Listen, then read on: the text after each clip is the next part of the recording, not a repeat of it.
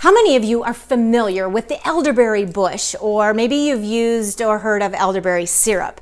Hi everyone, this is Michelle, and I get so excited to share with you some of the wild and free things that grow in plenty here in the Midwest, and the elderberry bush is one of those. And right now it is all showy with these beautiful white flower heads. The elderberry bush is very easy to recognize, and we typically just use the berries for most things, but the elderflower, which is in full bloom right now, also has some lovely uses. So if you have some in your area, you can harvest. You don't want to over harvest because of course that will take away from the berry production, but about 15 to 20 really nice sized flower heads. You can create a delicious batch of cordial or flavor some of your vinegars or oils. And I always like to harvest in an area that I know hasn't been sprayed, or maybe after a nice rain, because I don't bring them back and wash them and rinse them, because that really dilutes the flavor. So I just shake them off, and to create this cordial you'll take about, like I said, 15 to 20 of these flower heads,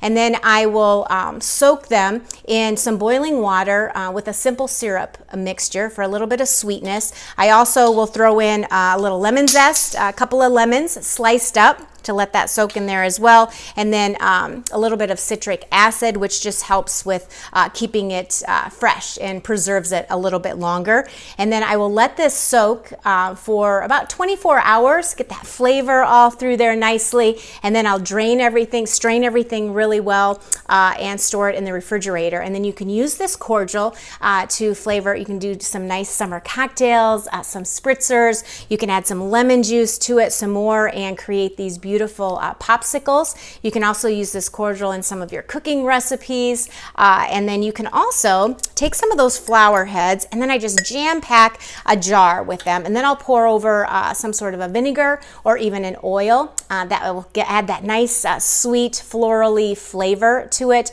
for wonderful salad dressings, again, things that you can use in your cooking. But the elderflower, it's in full bloom right now, so you don't want to wait because the window is short. But by using some of these things that are in natural abundance, growing right in our own backyard, just amps up the flavor of summer overall.